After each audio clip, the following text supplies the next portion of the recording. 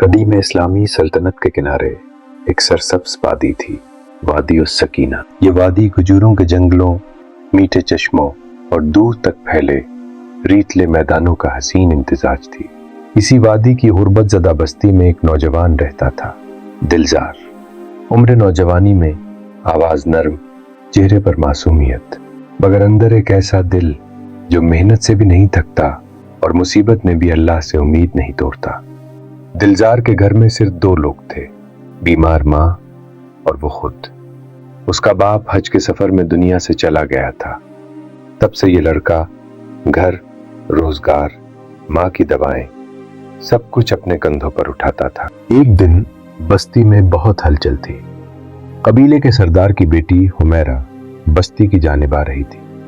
لوگ صفیں بناتے، راستہ صاف کرتے اور اپنے بہترین کپڑے پہنتے۔ حمیرہ اپنے شہر میں اپنی نیکی اور علم کے لیے مشہور تھی۔ لوگ کہتے تھے اس کا دل ایسا ہے جو دولت سے نہیں، خدمت سے خوش ہوتا ہے۔ دلزار لکڑیوں کے گٹھے اپنے کندھوں پر رکھ کے چل رہا تھا۔ اچانک اس نے دیکھا کہ ایک بچہ گھوڑے سے گر کر چیخ رہا ہے۔ کوئی اس کے قریب جانے کی ہمت نہیں کر رہا تھا۔ دلزار نے فوراً لکڑیاں پھینکی اور دوڑ کر بچے کو اٹھایا۔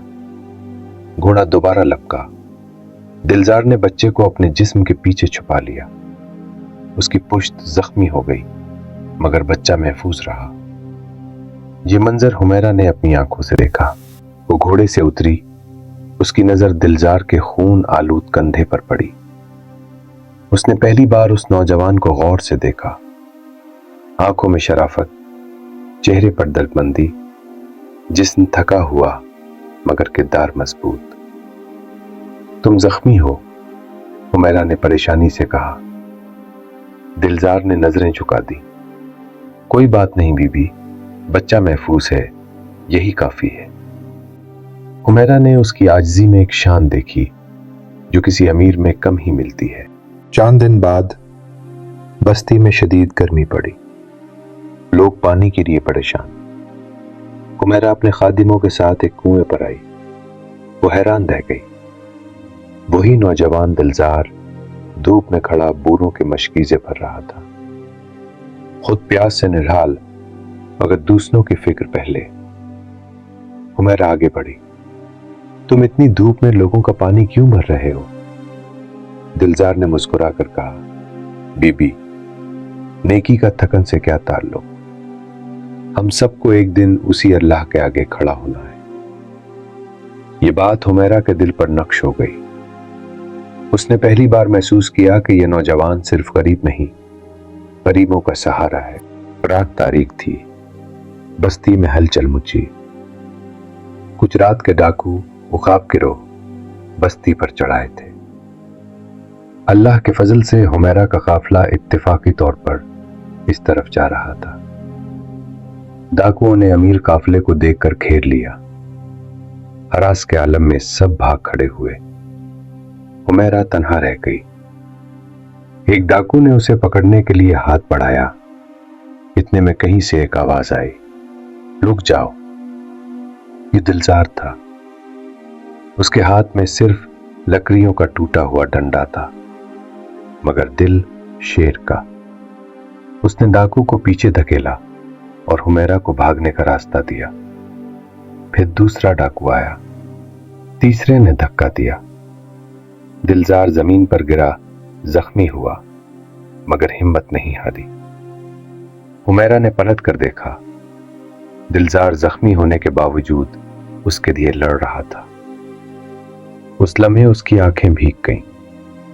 قریب ہی کشت کرنے والے سپاہی شور سنتے ہی دوڑ پڑے۔ ڈاکو بھاگ گئے۔ سپاہیوں نے دلزار کو زخمی حالت میں اٹھایا۔ حمیرہ نے دلزار کی حالت دیکھ کر خود پریشان ہو گئی۔ اسے میرے محل میں لے کر چلو، اس نے حکم دیا۔ دلزار بے ہوش ہونے کے قریب تھا مگر اس نے نحیف آواز میں کہا، بی بی، میں محل نہیں جا سکتا۔ حمیرہ نے اس کا ہاتھ پکڑ کر کہا، جان بچانے والوں کو محل میں نہیں، دل میں جگہ دی جاتی ہے۔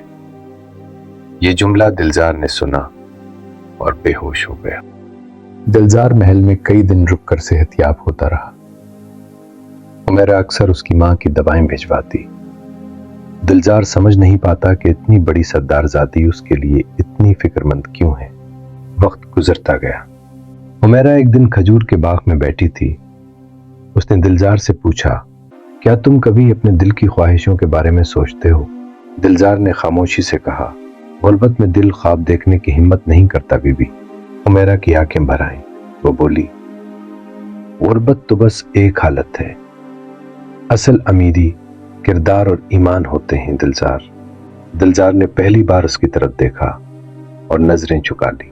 اس دل میں جو جذبہ پیدا ہو رہا تھا وہ وہی تھا جس کی پرواز غریب اور امیر کی دیواریں گرا دیتی ہے۔ عمیرہ کا کزن سہیل جو خود اسے چاہتا تھا، دلزار کی عزت اور بڑھتی ہوئی اہمیت کو برداشت نہ کر سکا۔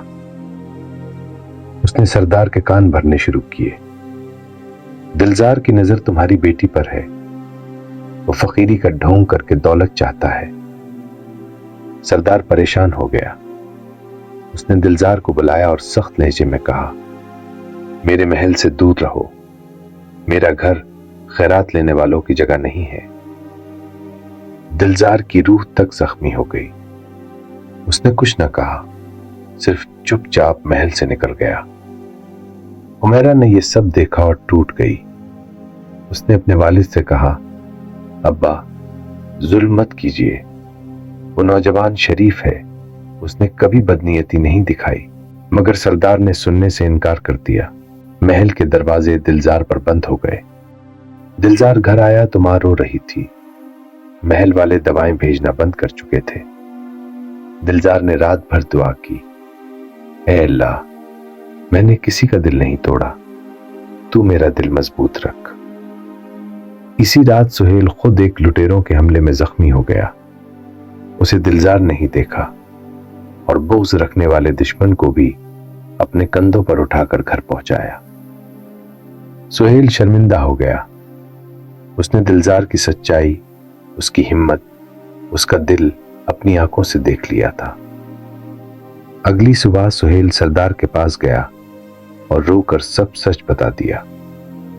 سردار پچھتاوے سے کانپ اٹھا۔ اس نے فوراً دلزار کو بلایا، بیٹے، میں نے تمہاری حق تلفی کی، اگر میری بیٹی راضی ہو تو میں تمہیں اپنا داماد بنانا چاہتا ہوں۔ دلزار سکتے میں رہ گیا۔ عمیرہ پردے کے پیچھے کھڑی تھی اور اس کی خاموشی نے ساری دنیا کے سوالوں کا جواب دے دیا۔ اور یوں اللہ نے دو دلوں کو وہ مقام نصیب کیا جو صرف قسمت والے لوگوں کو ملتا ہے۔ محبت مادی چیزوں سے نہیں بنتی، اخلاق، بہادری، نیکی اور توکل سے بنتی ہے۔ حکمت تقدیر کبھی غریب کو گرتا نہیں دیکھتی، اٹھاتی ہے۔ نیکی کا بدلہ ہمیشہ لوٹ کر آتا ہے۔ انسانیت کردار سے پہچانی جاتی ہے، دولت سے نہیں۔ سچائی سب سے بڑی طاقت ہے۔